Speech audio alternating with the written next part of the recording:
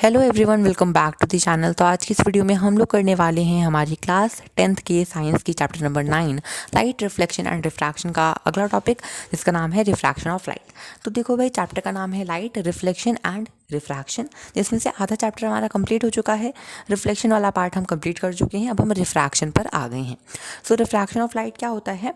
देखो, रिफ्लेक्शन में तो लाइट बाउंस बैक हो जाती है, लेकिन रिफ्रैक्शन में क्या होता है? लाइट बेंड हो जाती है जब भी वो किसी एक मीडियम से दूसरे मीडियम में जाती है तो। Okay, bending of light when it enters obliquely from one transparent medium to another. ठीक है, किसी एक मीडियम से दूसरे मीडियम में जाती है तो लाइट में बेंडिंग होती है, जिसको हम लोग क्या कहते हैं? रिफ्रैक्शन कहते हैं।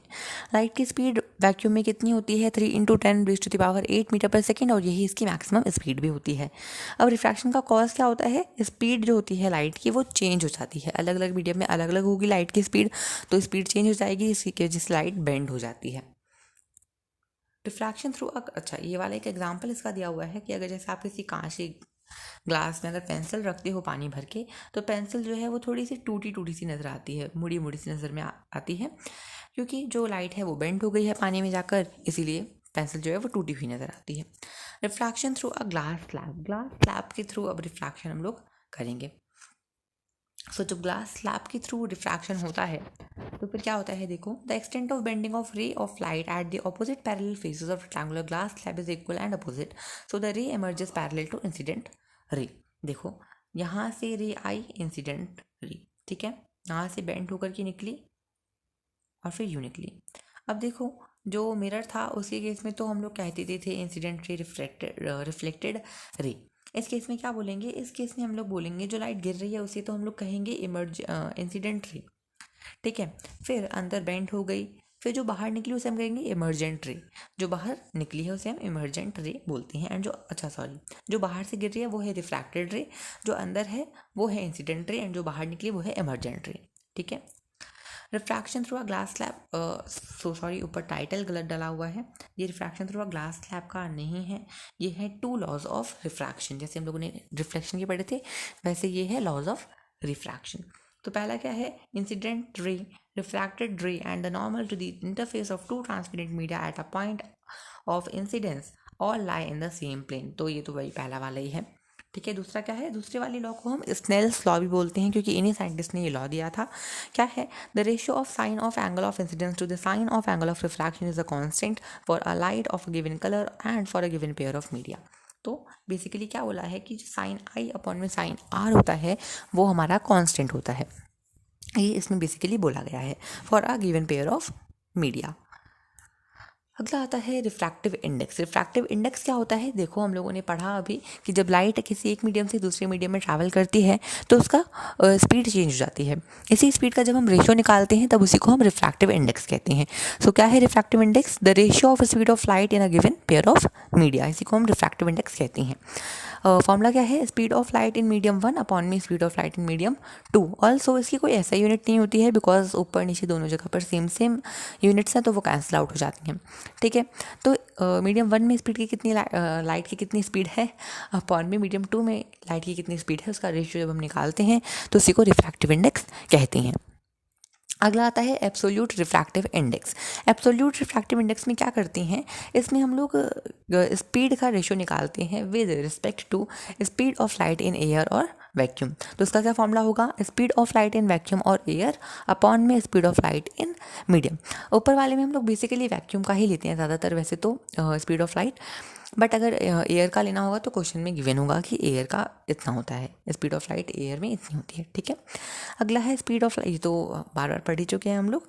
ठीक है, speed of light in vacuum is 3 × 10⁸ metre पर सेकेंड। फिर अगला आता है optically denser medium and optically rarer medium. So क्या होता है ऑप्टिकली डेंसर मीडियम में? क्या होता है? Out of 2 given media the medium with higher value of refractive index, and optically rarer कौन सा होगा? Out of the 2 given media the medium with lower value of refractive index. जिसका refractive index ज़्यादा होगा वो होगा हमारा जिसका रिफ्रैक्टिव इंडेक्स ज़्यादा होगा वो होगा ऑप्टिकली डेंसर, जिसका कम होगा वो ऑप्टिकली रेयर। अब देखो, जब लाइट रे रेयर मीडियम से डेंसर मीडियम में जाती है ना, तब टुवार्ड्स द नॉर्मल बेंड होती है, एंड जब डेंसर मीडियम से रेयर मीडियम में जाती है तब अवे द नॉर्मल बेंड होती है। तो इसमें एक MCQ टाइप का क्वेश्चन ये बन जाएगा कि अगर कोई लाइट रेयर मीडियम से डेंसर मीडियम में जाती है तो वो किस तरफ को बेंड होती है, तो वो नॉर्मल की तरफ बेंड होती है, एंड अगर डेंसर से रेयर में जाती है तो नॉर्मल से दूर बेंड होती है। Also assertion reason type question भी आ सकता है इसी के ऊपर। ठीक है, अगला टॉपिक आता है हमारे पास स्फेरिकल लेंसेज का। तो जिस तरह से हम लोगों ने स्फेरिकल मिरर पढ़े उसी तरह से स्फेरिकल लेंस होते हैं। दो टाइप के, वैसे तो बहुत टाइप के होते हैं बट हमें दो टाइप के पढ़ने हैं, कनकेव और कॉन्वेक्स। ठीक है, इनके और भी नाम है, जैसे कॉन्वेक्स को बाय कॉन्वेक्स, कनकेव को बाय कनकेव बोलते हैं, या कॉन्वेक्स को कॉन्वेक्स ओ कन्वेक्स भी बोलते हैं, एंड कॉन्केव को कॉन्केव ओ कॉन्केव। ठीक है, बाकी एक होता है हमारा जो एक साइड से प्लेन होता है एक साइड से कन्वेक्स, उसे हम कहते हैं प्लेन ओ कन्वेक्स, और एक होता है जो एक साइड से होता है हमारा कनकेव और एक साइड से होता है प्लेन, उसे हम लोग कहते हैं प्लेनो कनकेव। ठीक है, अगेन देखो यहाँ पर नाम गलत लिखा हुआ है, प्लेनो सॉरी प्लेनो कनकेव आएगा था। Okay, next. तो दो टाइप के होते हैं मतलब हमें पढ़ने हैं दो टाइप के, concave and convex. Concave lens कौन सा होता है? थिन फ्रॉम कॉर्नर्स, कॉर्नर्स से थिन होता है, ये पतला होता है, यानी कि थिक एट सेंटर, सेंटर में चौड़ा होता है। कन्वर्जिंग, कन्वर्जिंग का मतलब क्या है? ये हम लोगों ने मिरर के केस में भी देखा था, लेकिन कन्वेक्स मिरर जो था वो डाइवर्जिंग था। यहाँ पर कन्वेक्स लेंस जो है वो तो कन्वर्जिंग है। तो कन्वर्जिंग का मतलब हम लोगों ने देखा था कि जितनी भी लाइट रेज उसके ऊपर गिरेंगी, क्या करेगा वो? उन सभी को अरे भाई, उन सभी को किसी एक पॉइंट पे ले जाकर के कन्वर्ज कर देगा। राइट, ये पढ़ा था हम लोगों ने। ठीक है, अगला है कनकेव लेंस। तो ये कैसा होता है? Thick from corners, thin at centre, बीच से पतला, साइड से मोटा होता है। डाइवर्जिंग, अब देखो कनकेव मिरर हम लोगों ने पढ़ा था, कैसा होता कनकेव मिरर? कनकेव मिरर था कन्वर्जिंग, लेकिन यहाँ पर कनकेव लेंस जो है वो डाइवर्जिंग है। ठीक है, कुछ इस तरह से लाइट रेज निकल जाएंगी। सो कनकेव मिरर जो था वो तो कैसा था? कनकेव मिरर था कन्वर्जिंग, लेकिन यहाँ पर कनकेव लेंस है डाइवर्जिंग। और कन्वेक्स लेंस था कन्वेक्स मिरर था डाइवर्जिंग, लेकिन कन्वेक्स लेंस है कन्वर्जिंग। अब जब यहाँ पर केसेस उल्टे हुए हैं तो रे डायग्राम्स भी यहाँ पर उल्टे हो जाएंगे। अब यहाँ पर कन्वेक्स लेंस के 6 रे डायग्राम बनेंगे और कनकेव लेंस के 2 ही बनेंगे। ओके, एंड ठीक है, तो मैं आप लोगों को पहले बेसिक टर्म्स बताता हूँ लेंस से रिलेटेड, इसके बाद हम लोग रे डायग्राम्स देखेंगे। तो यहाँ पर हम रे डायग्राम वाली ही किसी एक पे आते हैं और देखते हैं। देखो, ये है कनकेव लेंस। यहाँ पर देखो जो ओ आप लोगों को दिख रहा है, अरे यार, ये जो ओ दिख रहा है ये है हमारा ऑप्टिकल सेंटर। ठीक है, ये हमारे लेंस का सेंटर होता है, इसको ऑप्टिकल सेंटर बोलते हैं। ये जो F1 है ये इस वाले सर्कल का फोकस है। ठीक है, ये जो F2 है, एक काम करते हैं सर्कल बना ही देते हैं दोनों साइड, क्योंकि ये स्फेरिकल लेंस है तो ये भी तो किसी सर्कल का पार्ट ही होगा ना, है ना जी। तो ये सर्कल जो है वैसे ठीक से बनी नहीं है, ये वाला ठीक से नहीं बना है, सर्कल ठीक से बनी नहीं है, बट कोई नहीं, समझ लोगे आप। ठीक है, तो ये सर्कल का सेंटर हो गया मान लो, ये इसका रेडियस, सिमिलरली इसका सेंटर, इसका रेडियस। तो रेडियस का हाफ क्या होता है हमारा? फोकस, वही है यहाँ पर, रेडियस का हाफ फोकस। अब यहाँ पर 2 फोकस है तो इसलिए F1 F2 लिख दिया, एंड यहाँ पर हम लोगों ने सेंटर ऑफ कर्वेचर को 2F1 लिख दिया F1 वाली साइड पे, और F2 वाली साइड पर 2F2 लिख दिया। पोल हमारा बन गया यहाँ पर ऑप्टिकल सेंटर।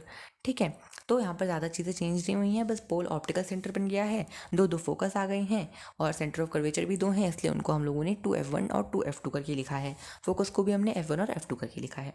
अब हम रूल्स पढ़ते हैं एंड नेक्स्ट वीडियो में इसके रे डायग्राम्स बनाएंगे। सो रूल्स क्या क्या है रे डायग्राम बनाने के लिए? The ray of light parallel to principal axis of a convex lens always passes through the focus on the other side of the lens. Again इसमें भी जो डॉटेड लाइन से दिखानी होगी रे, उसे हम रेड कलर से बनाएंगे, और जो सॉलिड रे हमें दिखानी होगी जो रियलिटी में मीट करेगी, उसे हम बनाएंगे ब्लू कलर से।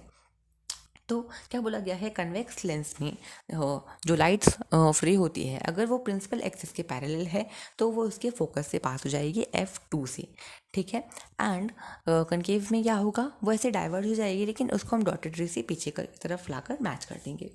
Second case, a ray of light passing through the principal focus will emerge parallel to the principal axis. ये इसका उल्टा हो गया, अगर फोकस से पास होगी तो पैरेलल निकल जाएगी। A ray of light passing through the optical centre will emerge without any deviation. अगर ऑप्टिकल सेंटर पे गिरेगी तो जैसे जा रही है वैसे ही चली जाएगी, कोई दिक्कत नहीं होगी। ठीक है, तो ये 3 रूल हैं, बेसिक रूल, जो हमें फॉलो करने होते हैं रे डायग्राम्स बनाने के लिए फॉर लेंसेज। तो नेक्स्ट वीडियो में हम लोग बनाएंगे concave lens and convex lens के री डायग्राम्स। तो मिलते हैं नेक्स्ट वीडियो।